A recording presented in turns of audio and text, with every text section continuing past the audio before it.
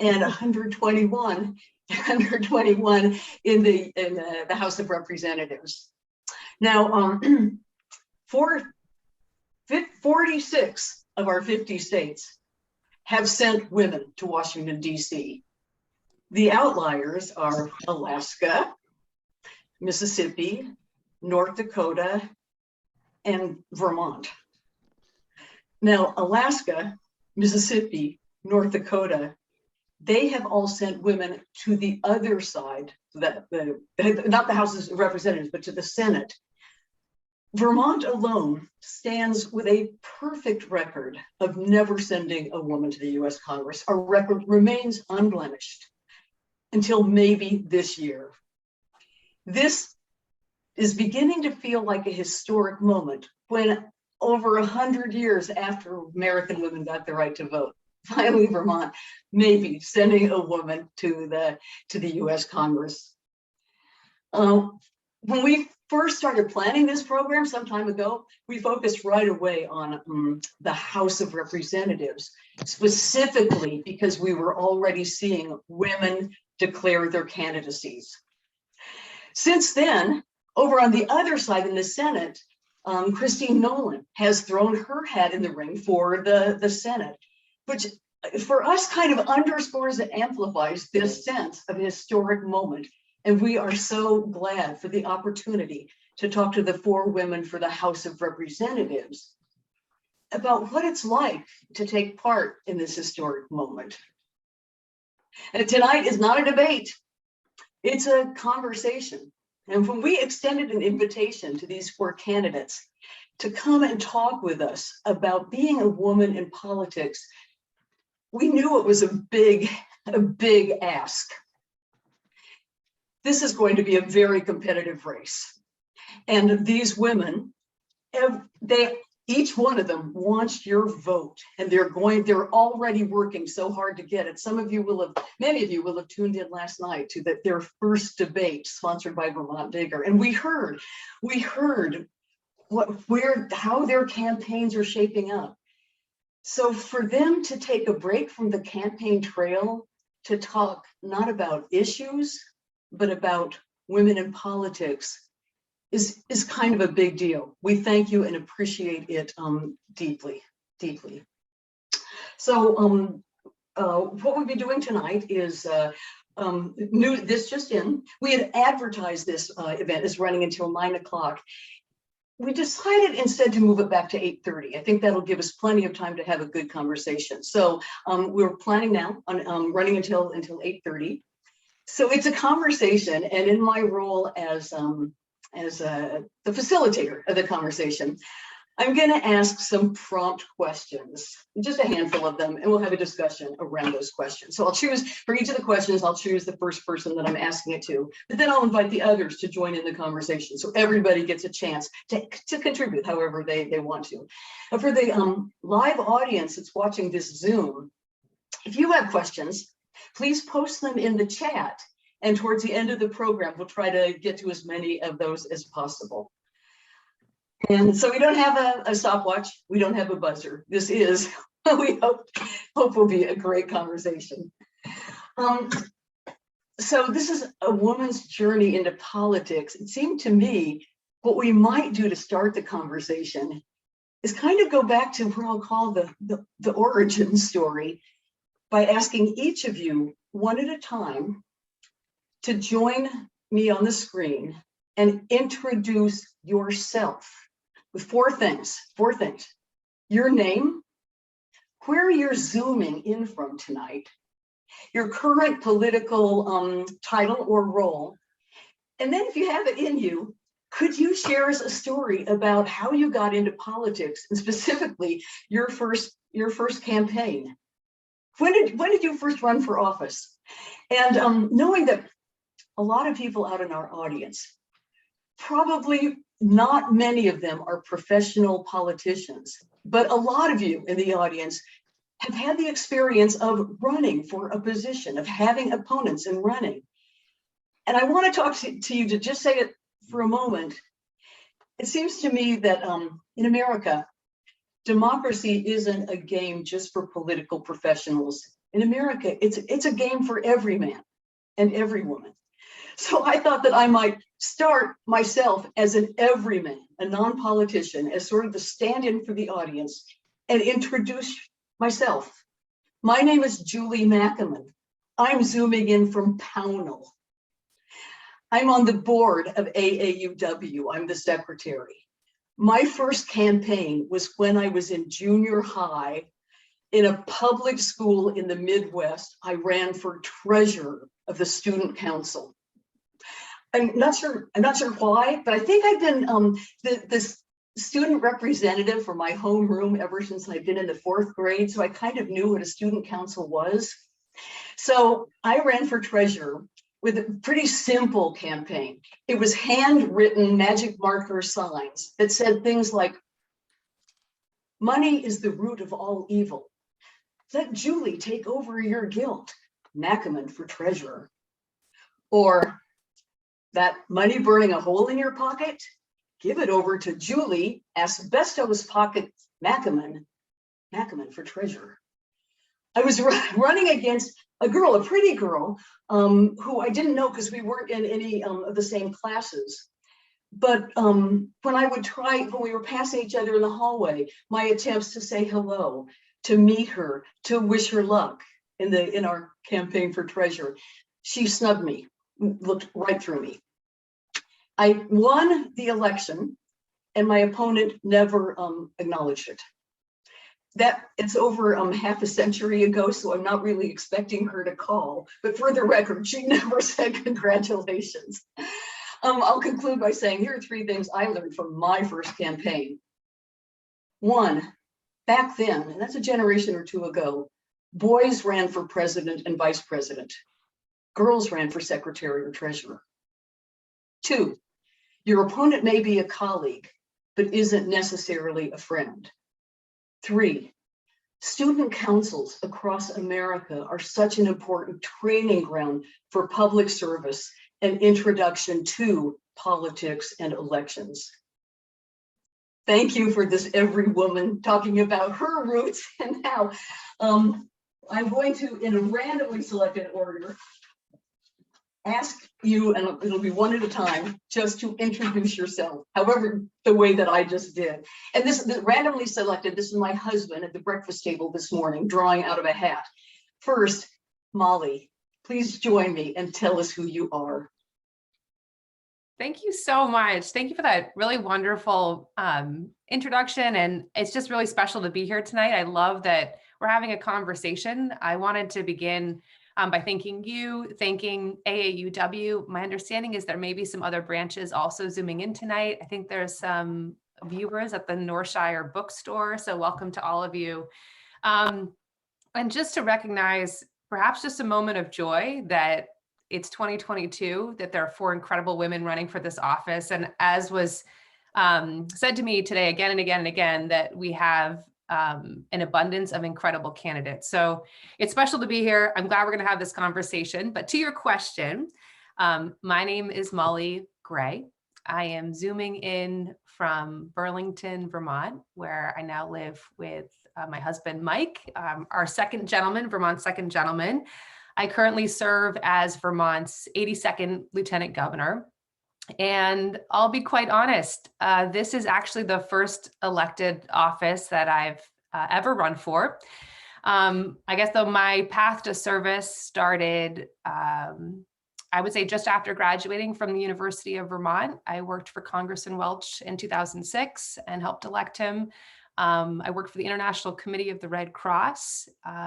I clerked on the Second Circuit Court of Appeals after graduating from the University of Vermont. And I think, we all have moments. You decided to talk about your origin story when you start thinking about, well, what is my service? And I remembered quite distinctly, I was working overseas, trying to promote human rights and start an international organization, and arriving home in June of 2018. And in a 2-week period, the United States left the United Nations Human Rights Council, left the Paris Climate Agreement. This was under President Trump, and detaining kids along the US-Mexico border. And then at home in Newberry, looking around and seeing more lights off than lights on, and just having this moment like we've really lost our way. And then going on to serve as an assistant attorney general, teaching law classes at night, international human rights law classes at Vermont Law School. And I remember while serving as an assistant attorney general, there was one moment, unfortunately, where my mom, who's struggled with multiple sclerosis since 1999 when she was diagnosed, got quite sick, and she went into the hospital, and we weren't quite sure what was going to happen. And I remember I used up all my accrued vacation days at the time, and then my sick days. And I was trying to pay off my student loan debt. That's why I was teaching at night and renting an apartment in Burlington. I barely had enough money to do all of that. And I realized that I might have to leave my job in order to be able to care for my mom and kind of get through this really tough challenge for our family. Luckily, she got better, but for me, it was the moment that it really, for me, helped me understand why paid family and medical leave is so deeply, deeply important. And I know now that Vermonters deal with these challenges every single day. But later, when we had an open lieutenant governor seat, really deciding that we always have a choice. You know, do we stay where we are? Do we step forward and serve? And for me, that was a moment of recognition of bringing together a lot of different experience to try to focus on our demographic crisis as a state, and then really to try to address a lot of underlying issues so that the sandwich generation, especially the sandwich generation of women who are trying to take care of parents or thinking about starting a family, have the ability to do so. So it's an important issue for me, and it's the reason one of the core reasons I ran for lieutenant governor. It's still something I care about today. But thank you for that wonderful question, and I'm just so happy to be here. Thank you so much. And Lieutenant Governor, that's pretty good as far as it goes. It's not the treasurer of the Franklin Junior High Student Council, but if you need any tips in the course of your campaign, call me. Absolutely. Okay, next joining us, I'd like to ask Becca to come to the screen and tell us about yourself. Hey, Julie, I loved your story. There were so many parts of it that had me laughing out loud. So I am Becca Balint. I represent Windham County, but I am zooming in from Montpelier tonight. And interesting for many of you, I think you would want to know that I live with Supreme Court Justice Marilyn Skoglund, and she is one of the only Supreme Court justices in the country who ever read for the law and did not go to law school. And she was the very first justice to be seated who read for the law. And she's a longtime friend. And so I'm sitting in our house here in Montpelier. So my very first election, much like you, was very young. It was Westmere Elementary School, and it was Mrs. McMurray's first grade class. And like you, Julie, I cannot remember exactly the platform. I think it was about hall passes, something about hall passes. But I remember the slogan, which I had to get help writing because it was first grade. It was "Balance Got Talent." And it was enough to win. And so I served with distinction, as I recall, and ran for president of the student body in 8th grade, ran for president of the student body in 12th grade, served in both those capacities. And my first elected office here in Vermont was a little, if you want to nerd out, Brattleboro is the only town meeting that is a representative town meeting. So not everybody gets to go. You have to run from your neighborhood. So my very first election was running to represent my neighborhood in the representative town meeting. And I have to say that I think in addition to not being encouraged as a woman to run for office, I certainly didn't have any role models, and we're talking about mentorship, as a gay kid. And in fact, you know, the only out gay politician I knew was Harvey Milk, and he had been assassinated. And so it's been the joy of my life to be able to serve in this way. When I was a kid, I thought that would never, ever be a possibility for me. So thank you so much for pulling us here tonight. It's really a treat to talk about women in leadership and mentorship. And I look forward to this conversation. Thank you so much. It occurs to me when we extended the invitation, we realized this is the last thing that any of you want to be doing. Taking a break. Untrue, Julie. This is the fun part. This is the fun part. Thank you. Yes. Thank you so much for that. We really appreciate it. Okay, next joining us, Kaysha, please come on and tell us about you. Thanks so much, Julie. And I want to thank you. I want to thank the whole AAUW crew. And I want to mention Jackie Morrow, because although I don't see her in the list tonight, I believe she was part of the genesis for this. At least I ran into her at the Bennington Museum Gala, and she was so excited to help make this happen. So it's an honor and privilege to be here. I just wanted to invoke her spirit as well. So I am Senator Kaysha Ram Hinsdale. I live in Shelburne with my husband and our dog Miso, and he's kind of downstairs in the kitchen doing something right now. My dog's running around, so I'll try to stay muted when I'm not speaking. And I am proudly a Chittenden County State Senator. And, you know, Julie, I was listening to you talk about so many moments in history that are important. You know, as you and others may know and appreciate, for a lot of women of color, those landmark moments came far later in history. And, you know, I'm proud, but also it should be of some concern to folks that I'm the first woman of color in history to serve in the state Senate. I was the first woman of color to cast a ballot in Vermont's Electoral College. I'm proud of these firsts, but you know, I certainly don't want to be the last. I just stood next to a picture of Luvenia Dorsey Bright today in the Vermont Historical Society, which I encourage people to visit. And Luvenia Dorsey Bright was the first Black woman to serve in the legislature in the 90s.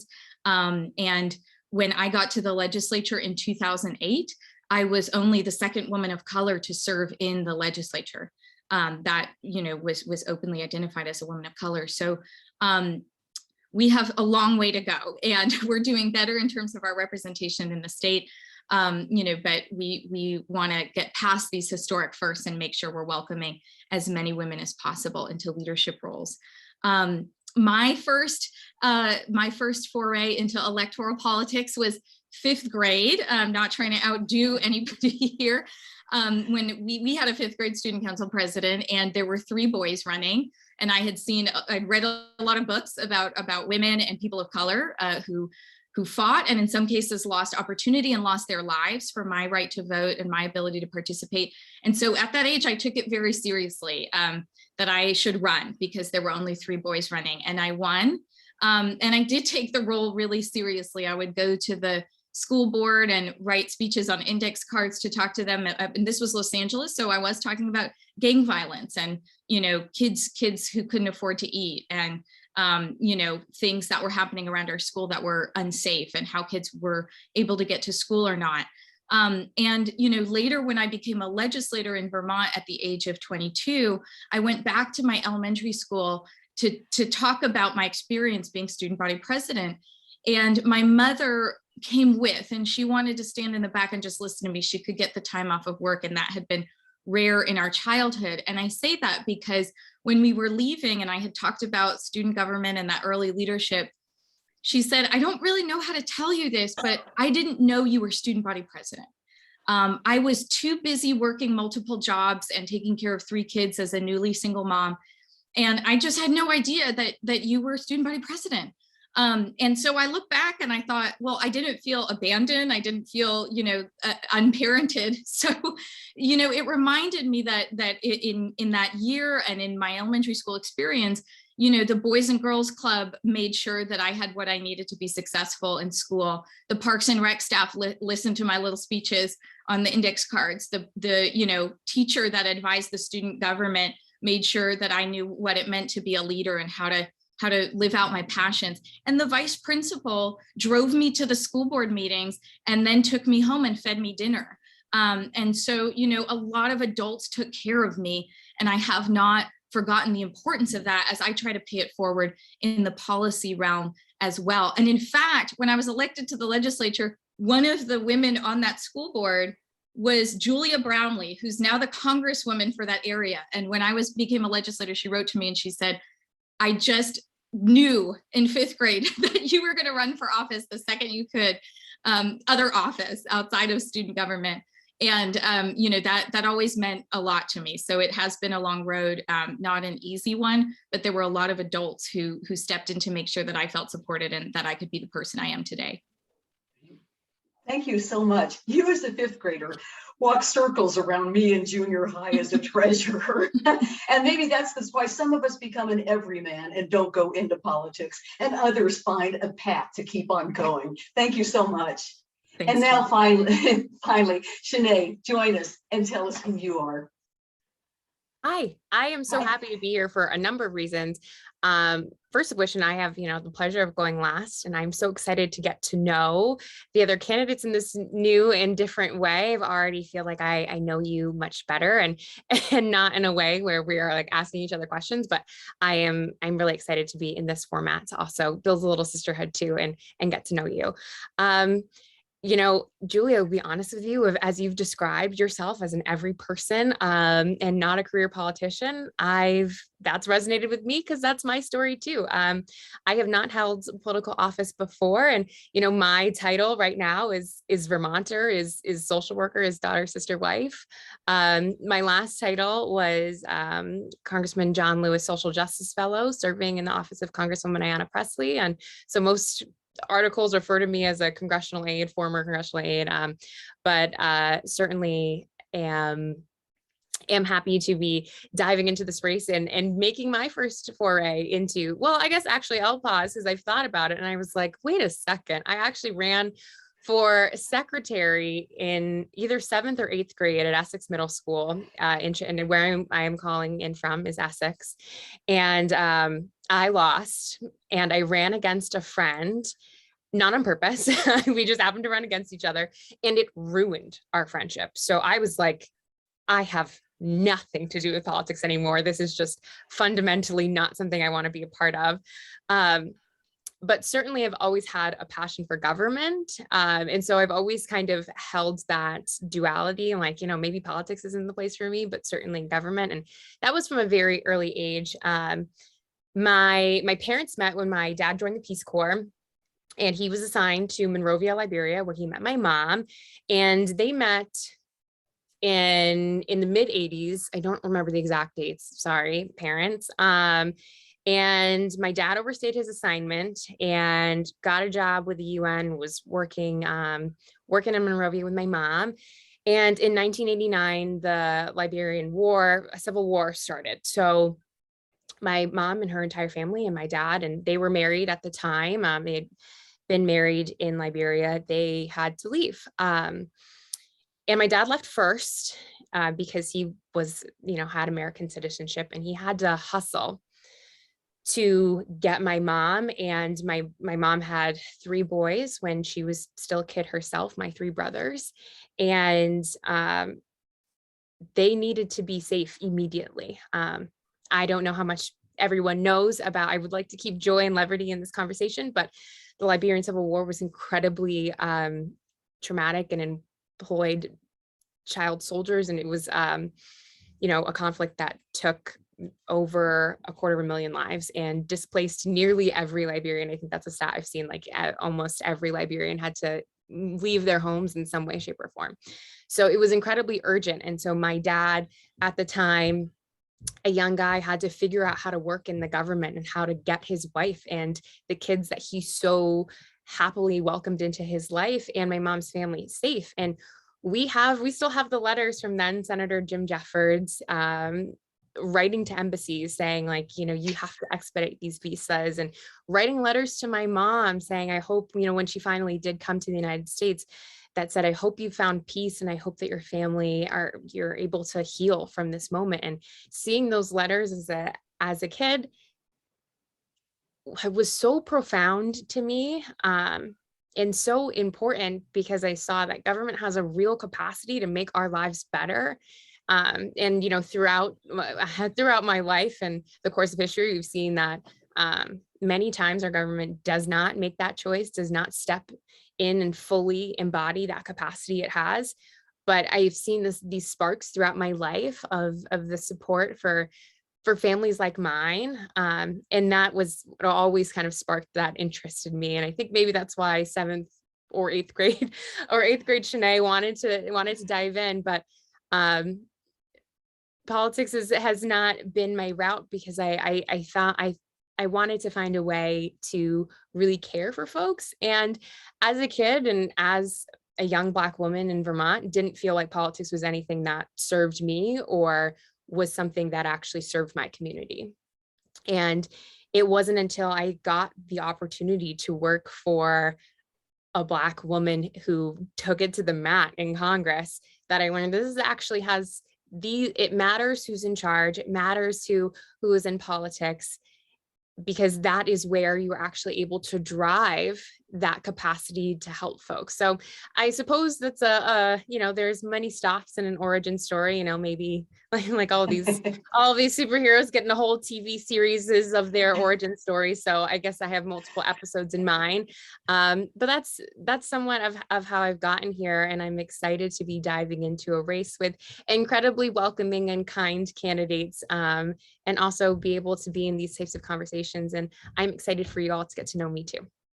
Great, thank you. So I'm talking now to the technician. Can we bring all of the candidates on the screen now? Because I want to ask not another question. I just want to do a little follow-up conversation. Great. Let's see. We still need, yeah. Okay, I'll ask another. I want to get Kaysha up here too. Okay, great. I want to ask another question, but just kind of a follow-up in terms of origin stories and first elections. I think you've all answered the question of how you got from there to the, but if anyone has anything that they want to add, it seems like all of you had careers doing something else and have entered politics. And I think I have an answer from every one of you. If you want to take a second, and if anybody wants to add something of like a turning point, I'm going to call on you first, Becca, because I see your hand. A turning point in which you knew you were going into politics. And Becca, what do you have? So I forgot to mention a couple things. One is that you may, and folks watching may not realize that until my election in the Senate, we had never had President Pro Tem of the Senate who was a woman. And it took a very long time.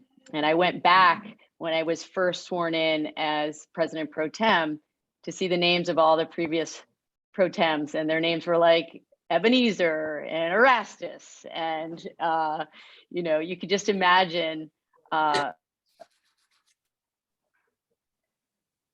woman, and also the first, openly gay woman in the Senate, like what that meant to look at all of those names and realize, like, I studied history. And so knowing like forevermore, there are going to be kids that come to the State House and they're going to see my name listed there. And so that it's a really beautiful moment. But I taught history for a long time. I taught history and social studies, both for middle school and also for community college. And it took me until my 40s to feel like I actually could run for office. And the impetus was watching one of my representatives not really represent us well. And I would come home and I'd read the paper and I would get so frustrated. And my wife, she'd say, okay, so when are you going to jump in? And I was like, no, it's not a good time. Our kids are so little. They were in preschool and kindergarten at that. And she said, run in the primary. You're not going to win because nobody wins the first time out. And it was a very hotly contested primary, ended up winning. And then we had to look at each other the next day and say, well, now what do we do about childcare? How do we make it work? And so, but the thing that I always think about when I walk into that building is all of the students that I taught in Vermont. I taught at, 4 different public schools and community college. And I feel like their stories come in with me to the building all the time. So thank you for letting me add that. Yeah, and I like that when you started out, the sort of reverse turning point of like retrospectively, the turning point of seeing your name on the flag. Right? Anybody else have something they'd like to just let me know? Yeah, Kaysha. Thanks, Julie. This is a group that's centered around university women, and I just can't say enough good things about my experience at the University of Vermont. After 5th grade, I took a real hiatus from elected office. I was much more of an activist and working on clean air issues and environmental justice. When I was a sophomore in 2006, I was actually the student who was invited on stage to help introduce then candidate for Congress, Peter Welch, and then candidate for Senate, Bernie Sanders, with this rock star senator from Illinois that they brought out to make sure there was a big draw for the event. They were all men on stage, and somebody said, you know, we're at the university, we should have a woman speak. And I didn't have a fancy title. I was just really loud and really involved on campus. And someone said, you know, she'd just be great because she's unafraid. Now, I can't say I was unafraid to be standing with some of our great orators behind me in both Vermont and national politics. But, you know, I got up, I talked about climate change and student debt and all the things that young people needed to be at the table to help resolve. And when it came time for that rock star senator from Illinois to get up, you know, he talked about having a father from Kenya and a mother from Kansas. And I have a father from India and a mother from Illinois. And I thought, I didn't know there was a story like mine in mainstream politics in the US Senate. And in the middle of all of that, he turned to Bernie and he said, you know what, Bernie, if you don't behave yourself, we're going to run Kaysha for the Senate instead of you. And it was the first time anyone encouraged me to truly run for office.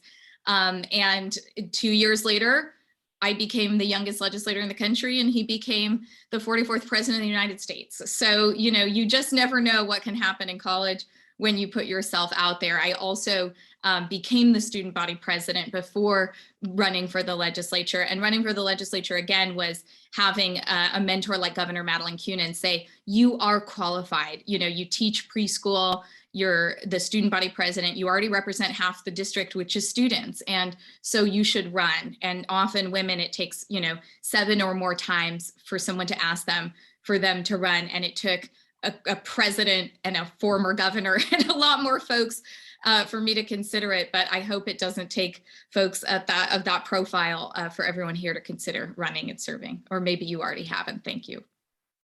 Thank you. And just because you said that thing about being on the stage with, you know, these impressive people, that's kind of how I feel with being with you guys here on this screen.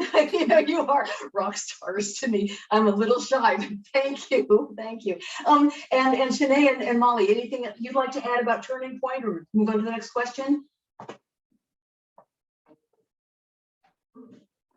Yeah, the floor is yours, No, Lieutenant. it's really nice. I'm like, we're just going to talk, and this feels really good. And I was thinking about, I remember Senator Ram Hinsdale speaking at that event, and I will just share briefly. I also went to the University of Vermont. I attended UVM on a ski scholarship. I had big dreams when I was in high school. I'm going to go to the Olympics. My dad was Olympian, and I was like, I'm going to be a skier. I was like, that's my career. Proudly ski raced for UVM, but then started working for Senator Leahy in 2005. I had never bought a suit coat. I remember going to my first interview and sitting down in his office. And that summer when I was doing my internship, Sandra Day O'Connor came off the Supreme Court, and Justice Rehnquist as well, Justice O'Connor and Justice Rehnquist. And I remember answering phones, and the Iraq War, it was 2005. And so we had a lot of Vermonters deployed, and really having, I think I loved what Sianay was saying about just having this connection to government and sort of realizing what government can do, and especially in terms of constituent services. But that got me really excited about the plan after college, which was like, I want to get involved. I want to take all this passion and energy and excitement for ski racing. And I think there's some similarities in some ways, and maybe the other candidates agree with me, between training for I don't know, I know Becca's a marathon runner, training for a race and training for a campaign. But I guess to bring it full circle, I was there working for Congressman Welch, handing out stickers on the line of folks who were waiting to get into Ira Allen Chapel. And I remember at some point I had an old flip phone, and one of then, you know, it was then President or Pro Tem Welch, someone sent me a note saying, Molly, you've got to get back to Ira Allen Chapel. There isn't going to be a seat for you because the line was around the corner. And I remember Senator Ram Hinsdale's remarks, and they were very inspiring. And it's really special. I think what's special is that we can all be here today with different stories that actually intertwine in many different ways. I'll just offer a little bit of a different turning point. I think in my life, and I am someone who likes to cultivate joy, and I most of my life I was not as I am a Vermonter through and through, but spent very little time on the ski slopes. I actually spent most of my life, I was a cheerleader, believe it or not. I don't know if anyone in this group would believe that. But I cheered up and all through college, actually. So anyway, I think of myself as a pretty jovial person, but I think actually a lot of my turning points have been fueled by absolute rage. I remember being in college, and I went to a predominantly white institution in Boston. And we had pretty regularly, about once a year, a hate crime on campus. And in those moments, I think that's, it's been a series of these, like, how do I channel my rage constructively? I'm so mad that our institution isn't doing anything. So I'm going to join this group called Dialogues on Race and force our school to have these conversations.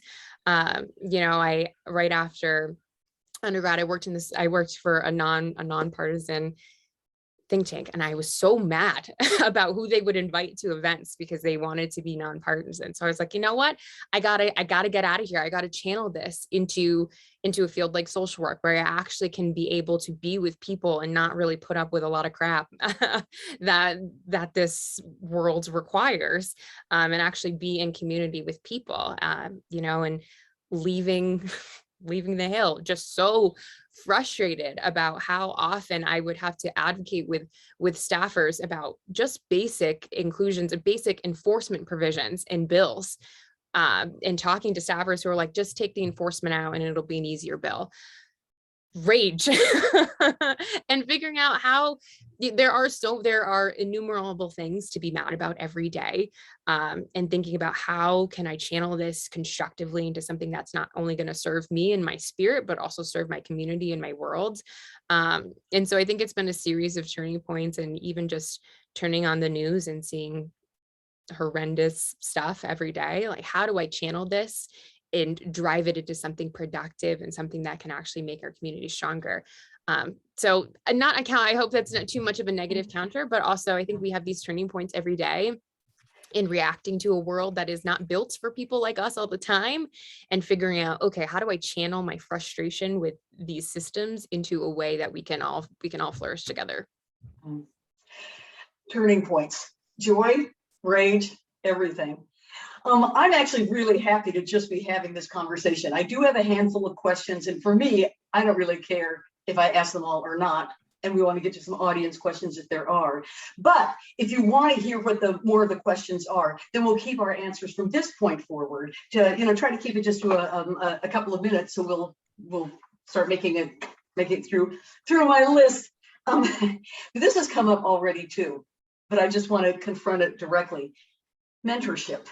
How has mentorship, whether giving or receiving, played a role in your political career? And this time we're going to start with Kaysha. Thanks, Julie. So I hope this doesn't seem like a sidestep to the question, but when I was in graduate school, there was a professor who had kind of coined the idea that there's a difference between mentorship and sponsorship. And I just appreciated this framing so much because it helped me look back on who's really made a difference for me in some courageous ways. When you're the first or only woman of color in a lot of settings, you sometimes feel like you are marginalized in conversations. Sianay said this well last night, talking about her shero, Shirley Chisholm, who always said, when you don't have a seat at the table, bring a folding chair. And so, I'd bring so many folding chairs to conversations, but sponsorship is the idea that you're not just sort of saying to someone, oh, you must not know how this works, and I'm going to make sure you know the ropes and how to find things and how to ask for help and how to live up to the best of your potential. They're the people when you're not in the room who are saying, that's a great role for Kaysha. She should take a leadership role in that. Let's not forget her capacity and her talent. And so often, you know, as Governor Kunin would say, if we're not at the table, we're on the menu. So, you know, being able to have people who, instead of, you know, talking about you, make sure that they are uplifting you and putting you in those rooms so that you can do what you do best. And so often, you know, it's been a mix of people of all, you know, gender backgrounds who have said, you know, I see a lot of talent and potential in you, and I'm going to make sure that you have a place to shine and do your work. And that was a lot of my chairs in committees. You know, I started in the legislature when I was 22. I spent my entire 20s there, and it meant a lot. You know, for example, even Speaker Shap Smith saying when I was 25 years old, you should serve on the Ways and Means Committee, one of the most powerful money committees in the legislature. I had just become a homeowner, so I understood paying property taxes. But, you know, I think back to when Governor Kunin was the first woman to chair the Appropriations Committee, and she writes in Living a Political Life, you know, I was so ready to take my historic moment as the first woman to chair the all-important, you know, joint revenue committee that does the fiscal forecast every quarter. And it was the first time that she was going to chair with all 4 money committee chairs present. And when she walked in the room, the men were already meeting and said, "Oh, hey, Madeline, we took your turn." And, you know, she had to go out of the room and compose herself, you know, and still, you know, be part of the meeting, show up to the next meeting, finally probably got her turn, but never forgot, you know, that turn had been taken away from her. And so, you know, knowing that people fought for me to serve as, you know, a young woman on a money committee, knowing that I was standing on her shoulders and the shoulders of women who came before, who didn't have a sponsor, who didn't have someone saying they are talented and they are the right person for that role. Thank you. Next. Sinead. An amazing question, and I think about this all the time. And I will answer the question directly about mentorship, because there are so many that stand out in my mind, but also I think more largely community and having folks that maybe weren't a mentor in that traditional sense of in hierarchical positions or older or whatever, but just having a community of folks to always be your personal safety net has been so important. So even if it's not those people ahead who are, you know, lifting as they climb, it's the people who are right around you who are like, maybe we don't know how to help you either, but girl, we got you. So that is, I'll also add that plug there. But specifically in mentorship, I'm thinking about one of the most beautiful people in my life, Tiffany Enos. I know she's not here, but I'm going to say her name anyway, because I want to say her name. As I just mentioned, after one of the many hate crimes on campus when I was an undergrad student, went to our multicultural center and like stormed in, and I was like, what are we going to do? And she was like, you're great. Like, you should be facilitating these conversations. And she became a dear friend of mine. And I remember calling her when I wanted to go back to grad school. And I was like, Tiffany, I want to get my master's in social work. How do you like what this is? And this is what mentorship is for me. I'm like, I'm laying my life in front of you. Like how, how, and she was like, all right, let me know as soon as you hit send on your application and we're going to make it happen. And I did. And she set up this incredible grad assistant job for me that paid for my ability, that, you know, me working was able to get my graduate education essentially for free. And the rest was through scholarship money. And that is not an I'm not someone who would have been able to pay for graduate school at all, or probably had the credit to get more loans. So that was an incredible, and in that moment, just not asking anything from me, but just, again, that I've got you. I see you and I've got you. And those types of moments had played such a pivotal role in my life, and particularly navigating predominantly white spaces for essentially all of my life.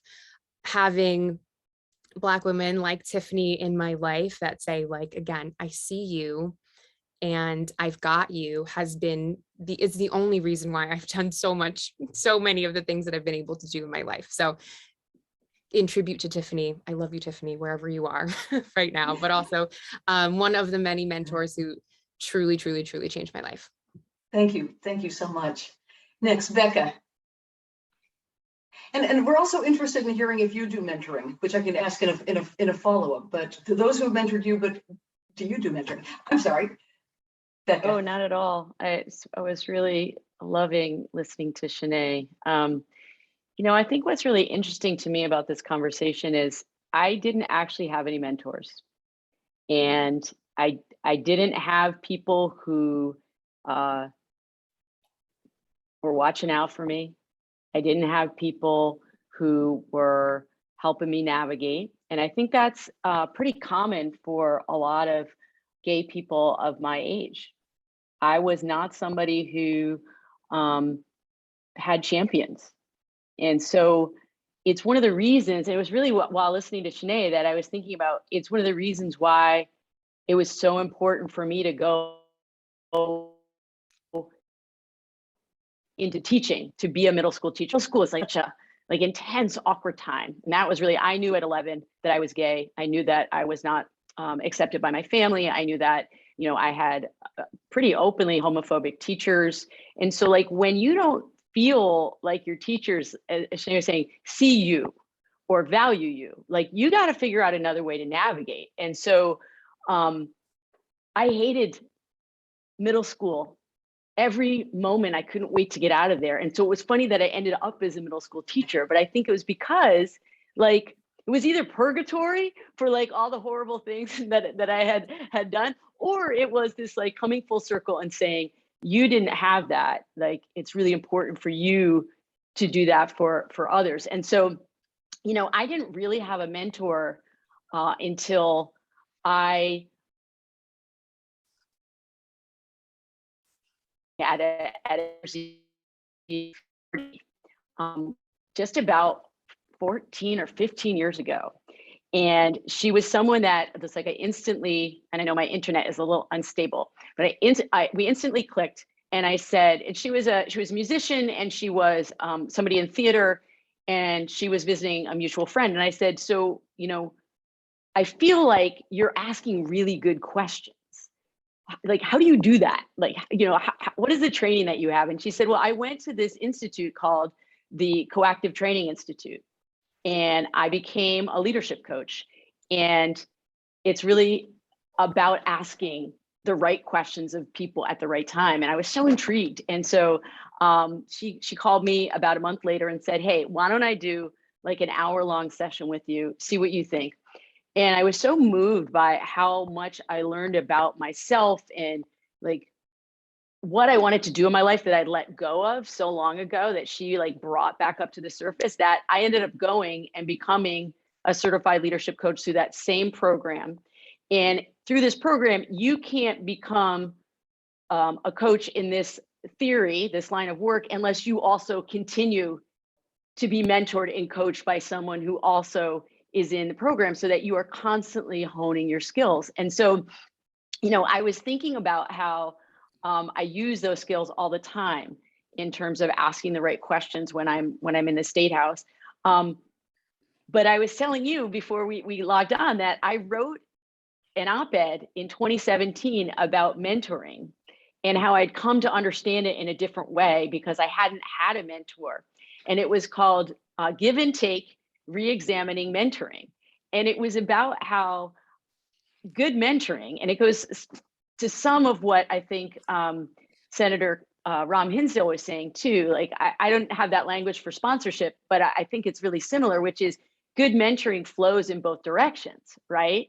That it isn't one person like imparting the wisdom. It isn't some wizened like guru telling you what you're supposed to do. It's about building this connection that acknowledges and uncovers and champions the power that you both bring into the relationship. And so I've been really explicit about building that give and take mentoring relationship with friends and colleagues in my life. And I still talk to my longtime mentor twice a month for an hour. And that's what keeps me focused on always being rooted in my values. Whatever it is that I'm doing, absolutely rooted in my values. And so my life opened up when I finally got a mentor. And I wouldn't be in the Senate, I wouldn't be in this role as pro tem, I wouldn't be running for Congress if that relationship hadn't helped me to get to that place. And so that's why I was so excited to come to this conversation, and really appreciate the opportunity to talk about these things. I think they're really important. Thank you. Thank you. Molly, mentorship. I'll carry on that thread for a moment. That it's just incredibly special and really important to have moments to talk about our mentors, because they're extremely special people, right? And it's like it's almost a little bit emotional. I guess I have two amazing parents, and I feel so deeply lucky to have grown up on a farm close to the land, and they provided a lot of love and support, but not a particularly political family. And I remember when I was graduating from UVM and trying to kind of figure out what was next. And I started working on Congressman Welch's, well, it was 2006. So the last time we had an open seat and when he was running. And there was a woman named Carolyn Dwyer who was hired to be his campaign manager. And I had never worked on a campaign. I didn't know much about campaigns. And I was hired to be his scheduler. And I sold myself. I was like, I know Vermont. I grew up on a farm. Like, I'm a hard worker. And there was no reason for her to give me a chance. There was no reason for her to hire me, but she did. And not only did she hire me, but she hired a woman named Jill Krawinski, who today serves as Speaker of the House. Someone named Andrew Savage, who went on to work for Congressman Welch in Washington, now works for Lime Bikes, but hired Vermonters from all over the state, and gave us all opportunities. And I think, today Carolyn is still a mentor, but the beauty of mentorship, and I think this was mentioned earlier, is that it's friendship. It's those who see what you're capable of and give you the support to be the best version of yourself. And so I will forever be grateful to Carolyn for kind of helping me see what's possible.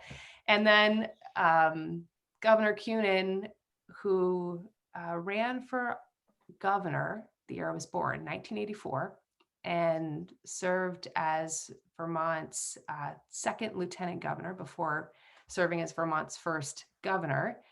But as we know, founder of Emerge, I think there's so many women today who are running and who have run because of her. I certainly feel that. But when I decided to run for lieutenant governor as Molly Gray from Orange County, a lot of folks did not know who I was. And a lot of people were scratching their heads and thinking, who is this woman? Where did she come from? But she was there and she said, you can do this.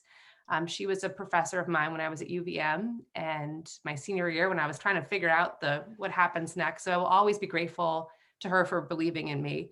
But I think the most important thing about mentorship is that you also figure out how to pass that forward and how to mentor. And both as an adjunct professor, just being in the classroom and trying to engage with students and trying to help them understand what's possible. We're dealing with a lot of global and national issues, and giving them the support that I felt I really appreciated and have done well for. And then as lieutenant governor, I'll just share briefly, I was sworn in and Senator Balint was there as well, and Speaker Krawinski, or Pro Tem Balint, Speaker Krawinski, in the State House the day after the insurrection. And it was a really, for me, it was a pretty frightening time. And I decided that I wanted to do something to try to make sure that young people felt connected to our state government, and started a thing called Lieutenant Governor for a Day, and feel really proud that I've had hundreds of Vermont students into the State House virtually serving as Lieutenant Governor for a day. They're there when we gavel in the Senate. I recognize them, but also just to feel a connection to government and some early stage of mentorship, which I hope for many of them will carry on, and that if they decide to run for office, I'm their first call. So yeah, thank you for giving us the opportunity to shower the people who have shown us so much with a little bit of love tonight. That's wonderful.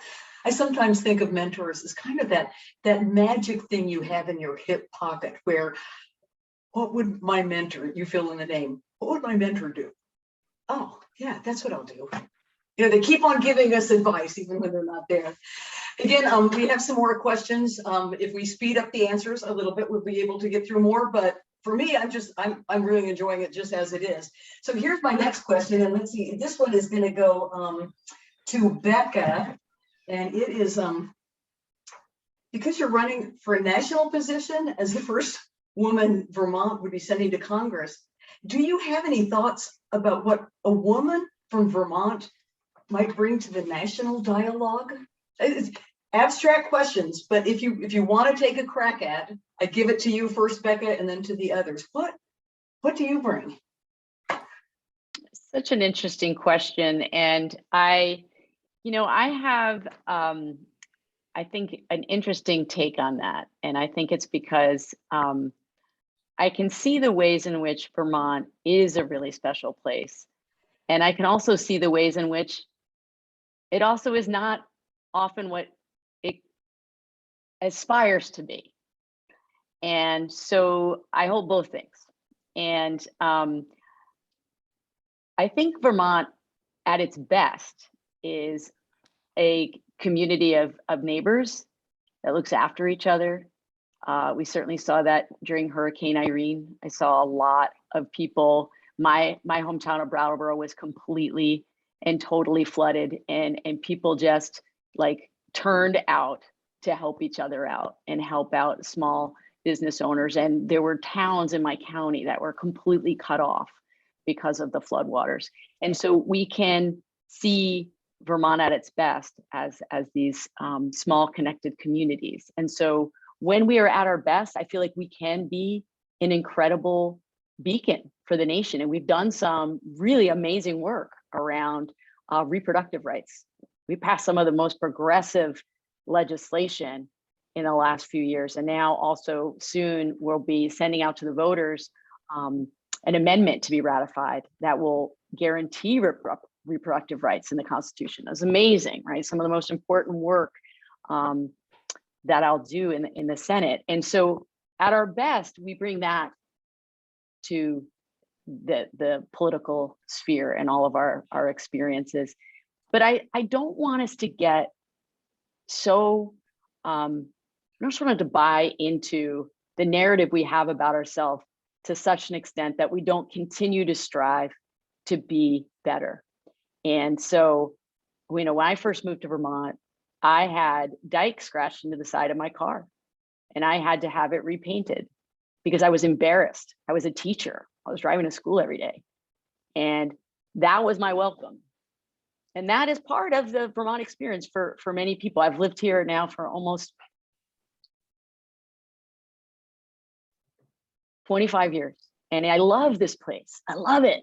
But I also want us to be clear-eyed about the ways in which it doesn't serve everybody. It doesn't make room for everybody. And so whenever I feel like we get so wrapped up in our own story about ourselves, I remember my wife's from Wyoming, another rural state, not very populated.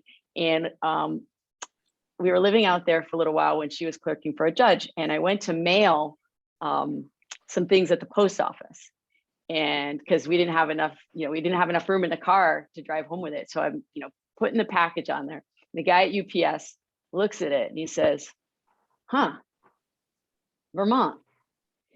I forgot that was a state." And I think about that a lot, that our self-importance sometimes the best of us. But I also know that I hear from legislators across the country when we do something powerful, like reproductive rights, like voting rights, like really, taking on issues around, protecting trans people. That's when I hear from other legislators and say, no, you really are a beacon of hope, and we need you to keep doing these things. So, to your question, like, what will I bring? I hope I will bring both that love, that deep love of this place, and also the clear-eyed soberness that we still have work to do. And I want to be part of doing that work, not just for Vermont, but for the nation. Great, thank you. Yeah, my question is sort of the ethos of Vermont. And I think we've all experienced that in different ways, as well as probably the ethos of being woman, to be, frank about tonight. Sianay, do you have anything you want to add to that? Yeah, I'm really inspired by many of the things that Senator Balint shared. And it's so real. I say this often, as a young person who grew up here, feeling like this isn't a place where I can build a life. It was just really hard to be a young Black woman in this state. And I did not think that this was a place that loved me as much as I loved it. Didn't feel like I was going to be able to build a life here. And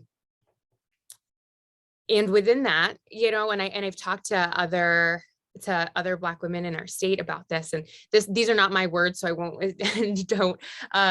don't attribute them to me, but it resonates with me that a lot of our young people have to make incredibly difficult goodbyes because they love it here. They've loved how they were raised. They love how they grew up, but just feel like this isn't a place for them for a lot of different reasons. And it's not just because of the racism that really truly exists in our state, but also, lack of opportunity or feeling like there's a lack of opportunity, or just feeling like, there's always a part of that. I think in anyone's hometown, you want to leave your hometown,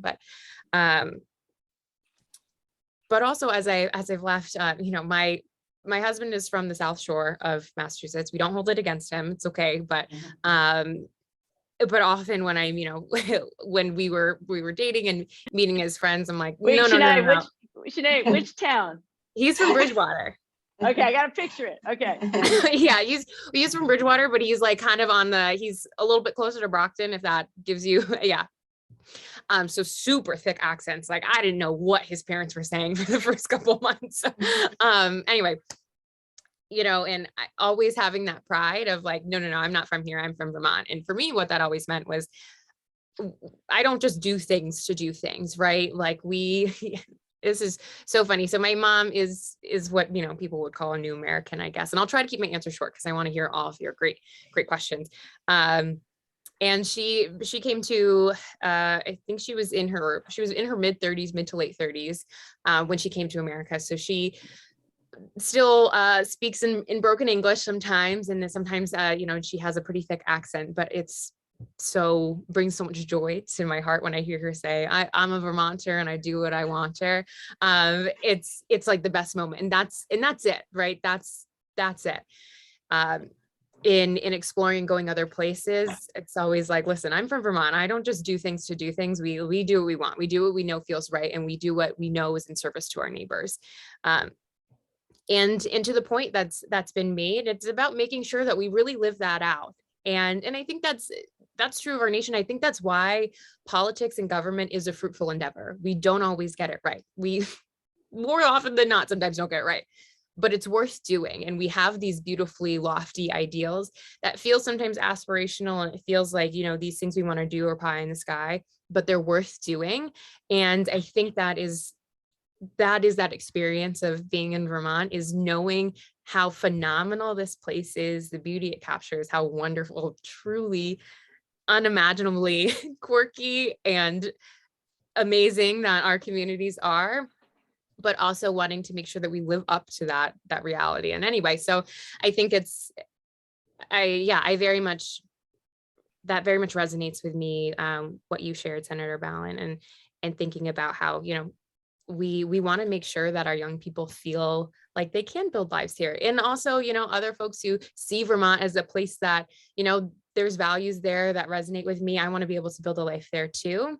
And so bringing pieces of that to Washington, but also making sure that we uplift everybody to reach the loftiness of our ideals as well. And wait till we teach them about the 6 seasons. We have winter, we have spring, we have summer and fall, but what about stick and mud? I was raised that we had 3 seasons. We have winter, mud season, and construction season. Those are my seasons. Great.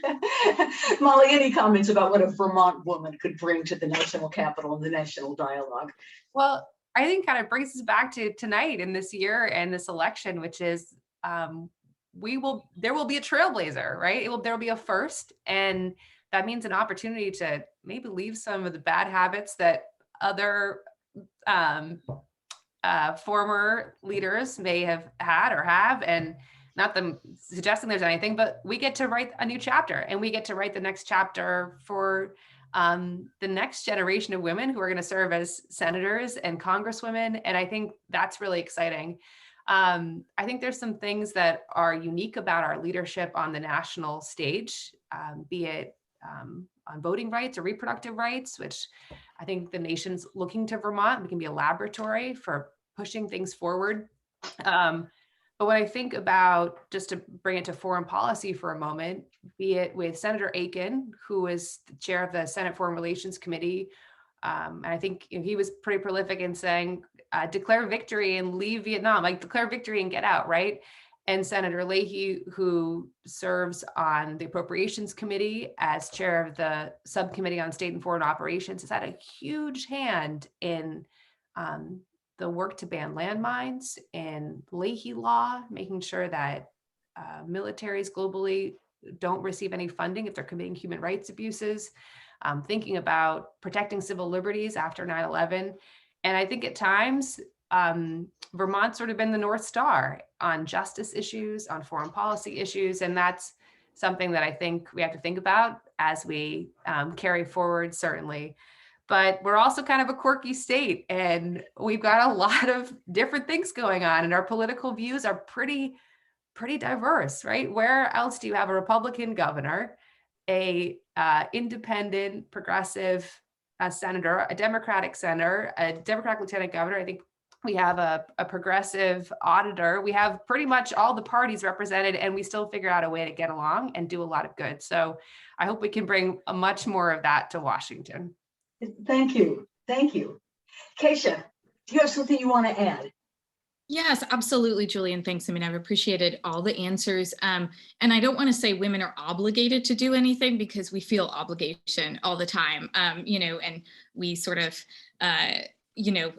are never given a break. We have to do all the things, and backwards in high heels. But, I personally feel that when given power, women should make space for others and help share that power, and sort of create more opportunity for others to experience leadership. When I learned all the tricks and, talked to Governor Kunin when I was 22 and running for the legislature, I was one of those people who thought, wow, I hope there's, a better way in the future. And it was a privilege to be one of, 4 women sitting in Governor Kunin's living room when she said, I've heard about, I visited this program, Emerge California, and I'd like to bring this to Vermont, and you all are the ones to help me. And so, knowing that 2 of my fellow candidates went through a program that I was able to help found with Governor Kunin in Emerge Vermont certainly means a lot. Today, I again got to look at a portrait of Luvenia Dorsey Bright, who became the first woman of color, the first Black woman to serve in the legislature. I want to say that, a couple years ago now, when Northfield Savings Bank Foundation was looking around at what can we do in the wake of the murder of George Floyd, they had a great woman in charge of their foundation board who said, we're not just going to use the money to talk and have a conversation amongst ourselves as a largely white foundation board.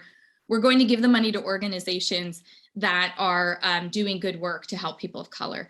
And, she called me, and it was a very consequential 20-minute conversation where I helped steer her toward the Association of Africans Living in Vermont, Migrant Justice, and the NAACP chapters in the state. And we at the NAACP had long wanted to create a leadership program for people to run for office. Northfield Savings Bank Foundation was so great about saying, we want you to do what people of color want to do with the money, especially it was a group of women of color mostly creating this program. And it was, it's leadership, it helps people of all genders. But we particularly created it knowing that so many Black women had been harassed out of leadership roles in the local level. We lost Kaya Morris in the legislature, only the 2nd Black woman to serve in the legislature. We lost other women of color from a number of select boards around the state because they felt that the pain and the pressure and the loss of their humanity was simply too much.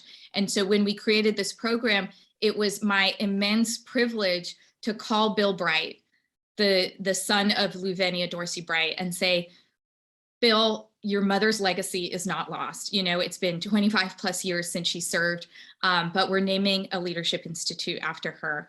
And it was a cover article of the Free Press. People learned about her legacy, and we were able to help people remember those who came before and those who created space for us. And so I feel obligated that when a woman is leading, you know, she has to turn around and think of who are the other women that need support. It's why I stood on the steps of the State House with teachers to fight for their pensions. It's why when we heard that unemployment was affecting 70+% women were the ones on unemployment in the heart of the pandemic, I worked to create a dependent benefit for unemployed Vermonters and think about those most impacted. So often, you know, when given power as women, how are we turning around and helping other women self-actualize, support their families, and take a leadership role? And that's what I've devoted my life's work to. Great, great. We only have about 10 minutes left. And my last question, we're not getting very much from the audience, but I guess I just want to exercise my prerogative to tell you what the last question would have been, because it's a tricky one. And I want the audience to think about this as I ask this question and like how they are thinking about the answer. And then if anybody has anything they want to say, it's a little bit personal, and it could be you just don't even want to touch this one. But if you think you can give an answer in about a minute, minute and a half, 2 minutes, I'll let you give it a try. 90 seconds, everybody. 90 thank seconds. You. 90 seconds. Thank you. It seems like these are dangerous times to serve in the U.S. Congress. We think of January 6th, the insurrection, but even before that, the New York Times reported earlier this year that threats against members of Congress jumped more than 4-fold after Donald Trump took office. In 2016, the Capitol Police investigated about 900 threats. The following year, that number climbed to about 4,000. To the degree that you're comfortable in answering, do you have any, how are you, do you have fears? Are you afraid of going to Congress, or do you have any strategies to help you confront and overcome those fears? Bag here is the things that need to go down tonight. This bag here is food that needs to go down. I'm sorry, somebody unmute or yeah, mute. Okay. I'm sorry. I guess that's a wrap. I hate to leave on this question, but on the other hand, it's something that we're all thinking about. And if anybody wants to have a 90-second chance at that, tell me. Yeah, Becca. So I just want to say, yes, it is, I think, horrifying what we saw at January 6th. Yes, we know that elected officials in Congress are receiving intimidation and threats, but I just want to make it clear, like, even those of us serving in the legislature now are receiving those. So Senator Ram Hinsdale and I, just about a week ago now, received threatening emails. It was posted on a white nationalist website saying horrible things about her as a woman of color and someone of Jewish descent, me as a queer person of Jewish descent. So like, these things happen, they're happening. I think that's the other piece of me wanting Vermonters to know we're not above it. It's happening now to your elected officials. And it is the reason why we have taken our home addresses and phone numbers off of our websites, because it's become, it's here. It's not just happening in DC. So I just wanted to make that clear. And we're in it because we care. We are in it because we need to stand up to this. But no, it's not comfortable, but we have to do it anyway. Thank you. I would love to jump. I'm sorry, go ahead, Julie. No, I was just, thank you for that, Sianay. I also want to say, you know, thank you for your service to our state. And I am sorry that that is happening to you. I know that doesn't make it not happen, but I'm sorry that that is happening to you. Yeah, I remember being 5th grade at Essex Founders Memorial School, and we watched Roots. And now as an adult who has clinical training and trauma, there was no there was no conversations before. It was like kids gather around, we're watching Roots, and then it stopped. And then we were like, okay, we're moving on to snack time. And I remember like, and that's not just the only moment, but that is a specific moment in which we watched Black women be assaulted on TV and not being able to have a way to process that. And in conversations with my mom about experiences of women in her village with assaults and what it looks like when you don't live in the United States. And I share those things because as our legislators also know, it's not just something that happens to you when you enter into a political arena or you just go to Congress. Unfortunately, for groups who are marginalized women, people of color, and particularly in our moment, Black women are incredibly unsafe all the time. So I have never walked in a world where I feel like I am fully safe. And that it's something that you live with and you become okay with and you manage your trauma around it. But I don't have the luxury of being scared, because if I was scared, I'd never leave the house and I wouldn't do anything. So it's just one of those things that if I'm wondering if we can leave it at that. Yes. I'm not even following the phone. Right. Because we only have a couple of minutes, but Molly, do you have something that you want to add? Yeah, I want to just recognize the courage day in and day out it takes to decide to run for office. I mean, what legislators here tonight have faced, what Sianay has faced. I think there's always a question of, is this the moment when it's serious, or is this just another email? And that's frightening, right? What does that do? It keeps us from doing our very, very best work. I want to share one very quick thing. And I suspect the other candidates have received this question as well. There isn't a day that goes by, a gathering of folks that goes by, where there isn't the question of, why would you want to go to Washington? Why would you want to go there? And I'm thinking, my goodness, how can we not go there? We have to come forward as the next generation of thoughtful, pragmatic, caring leaders who really care about democracy. And so does that take courage? Absolutely. But I think we're all here because we care deeply about our state. And what I know is that regardless of what happens in August, we are all going to be serving together in some capacity moving forward. And I think we just have to remember that. And the more we can bring people into the process and create ownership and connectivity to government in this democracy, hopefully we can get to a better place. But I think that's why we're all here. And yes, it does take some courage. Yeah, thank you. It's a sensitive, touchy question, but you're doing such a great job of answering it. Kaysha, is there anything you want to add? Yeah, and I'll try to end on a helpful note with this question as well, but I so resonate with what Molly just said, and I kept wondering, is it mostly women? Because I feel like sometimes it's prefaced with, you're such a nice, competent woman, why would you want to go to Congress? And I'm like, do you want like sociopathic men there? Like why are you asking us, not to do this? So it really, I have been thinking about the same thing, because I think we are getting that question a lot.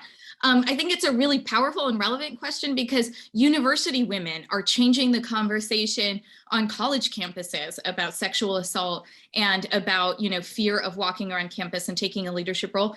And we're here talking about this because we know college can be an incredible time to find yourself as a leader. And you can't do that if you feel scared and shut down and silenced, and that your university itself isn't helping you.